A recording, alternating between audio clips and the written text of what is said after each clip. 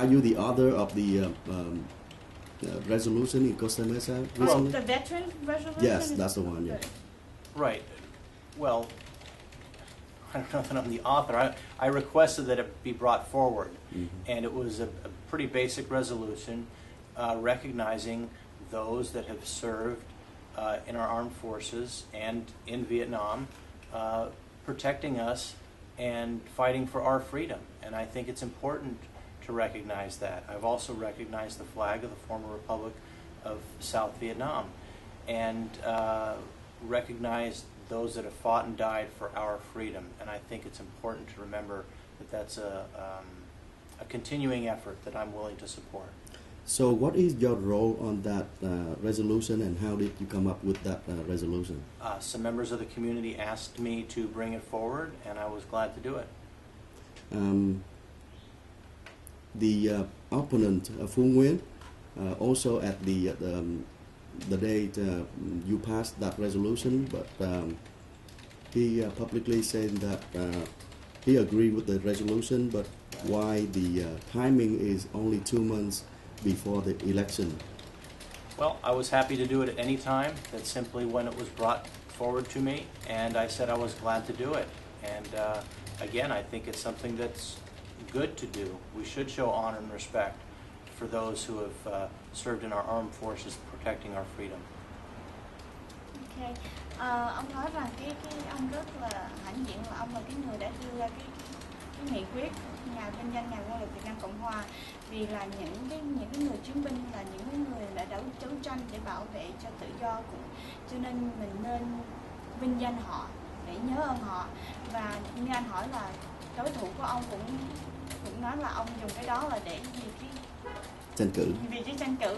Thiệt ra đó, cái đó là có một những cái người trong cộng đồng, có một số người trong cộng đồng đã tới approach ông, đã tới gặp ông và muốn ông đẩy mạnh cái nghị quyết đó, cho nên ông rất là vui mừng là ông đã được làm cái đó. Trong nó không phải là cái thời điểm của nó là chỉ có là tại vì nó gần cái mùa bầu cử thôi, chứ không có trong cái tính cách đó là không có gì dính líu với cái cuộc tranh cử này hết. Cũng như là trong thời gian qua ông đã được vinh danh cái nghị quyết cờ vàng, và ông những cái đó lúc nào mà những cái cộng đồng tới nói chuyện với ông thì ông cũng sẽ nó không có cần cái thời gian theo frame nào hết. There is another circulation on the web that you are denying your Egyptian root, but at the same time your opponent is proudly accept his Vietnamese root. Can you explain on that? More silliness on the web. You know, I'm proud of my parents. Both of my parents immigrated here to this country. My dad immigrated from Egypt. My mother immigrated from a province of Finland. But the heritage, the culture, and the language, the food, everything is Swedish. So she has a Swedish heritage. But I tell people that I'm proud of my heritage. But you know, I was born here, and I consider myself an American. But I'm proud of my heritage. I'm proud of my family, and that's more silliness on the internet. Những cái đó là những cái chuyện mà mắc cười ở trong cái internet thôi. Chứ thiệt ra đó là ba ông là đã di dân từ Egypt, mẹ ông là di dân từ ở Swedish. Cho nên ông được đẻ ở đây, nhưng mà lúc nào ông cũng hãnh diện về cái nguồn cội của mình hết. Cho nên những cái đó là những cái tin mà bậy bạ trên internet thôi. Okay. Besides what you're gonna do for the whole district if you become the assembly, for the Vietnamese community, is there any plan or any issue that you want to specifically address or accomplish once you become in the office? Sure. Well, the first thing I want to express is that I will always have an open door policy. I want to be open and accessible, and I want to try to help people with their concerns. There are some things that are important to all of us. Good schools, keeping the public safe, getting our economy going in the right direction, reducing taxes and regulations so that small businesses can succeed. As far as specific items, you know, I think I've shown I'm very supportive of, for example, supporting the flag of the former Republic of South Vietnam, supporting our veterans, taking strong stands for freedom. But if there are concerns, I want to encourage people to bring those forward to me. Let me know what they are so that I can work with everyone in the community. And again, I will have an open door policy. Ông nghĩ chuyện mà quan trọng nhất đó là cái văn phòng của ông lúc nào cũng phải mở cửa, lúc nào cũng phải lắng nghe những cái nguyện vọng của cái cử tri, vì những cái của cư dân, vì những cái nguyện vọng đó cư dân là cái lý do tại sao mà ông ra ứng cử ở trong cái ứng cử để đại diện họ. Những cái có một số điều mà nó quan trọng đến tất cả mọi người, đó là có một những cái học đường tốt, có trường học tốt, cũng như là có một cái nền kinh tế vững mạnh. Thì những cái đó ông làm việc để cho phục vụ hết tất cả những cư dân, và ông mong rằng đó là những các quý vị trong cộng đồng cũng như là các cử tri, các cư dân đó, có những cái ý kiến nào hoặc là có những cái quan điểm nào, có những cái thì nên hãy liên lạc với văn phòng của ông để góp ý kiến cho ông và để giúp ông có thể đại diện cho họ một cách tốt đẹp hơn. One of the concern to Vietnamese community is the relation with the Vietnam government or Vietnam the country.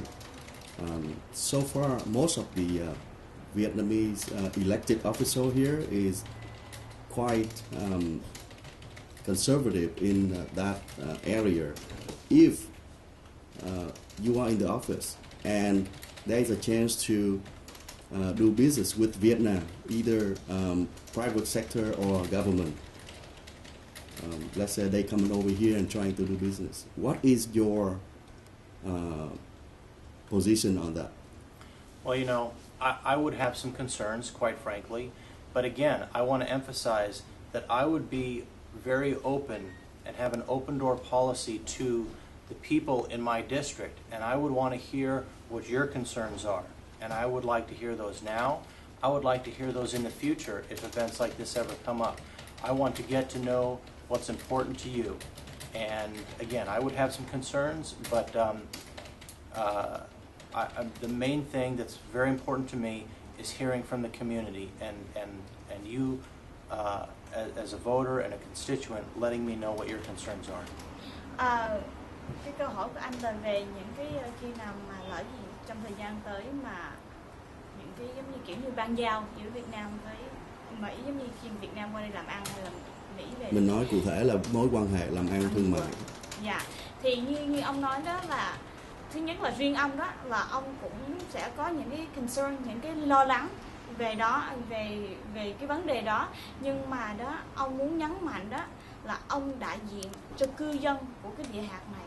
Ông muốn nghe nếu mà những cái đó mà nó được trở ra đó, khi nào những cái vấn đề đó mà được đưa ra đó, thì ông muốn nghe cái nguyện vọng của cái cư dân trong địa hạt này, vì ông là cái người để đại diện họ, cho nên cái tiếng nói của họ sẽ là cái tiếng nói của ông. Okay, the election day is coming up. Do you want to tell the voter anything before we close up the section? Well, I certainly hope to have support from the community, and I'm going to work hard on the issues, keeping our taxes and regulations low so that we can make businesses thrive, and my door will always be open, and I'm very grateful for this opportunity, and I hope to meet as many people out there in the community as possible. Thank you.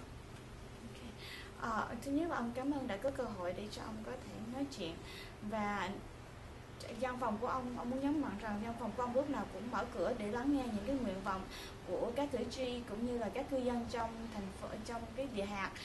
Ông mong rằng trong thời gian tới ông sẽ có cơ hội để gặp gỡ với quý vị nhiều hơn, và ông sẽ gắng làm việc để tạo lên một cái nền kinh tế vững mạnh hơn cho cư dân. Cảm ơn chị.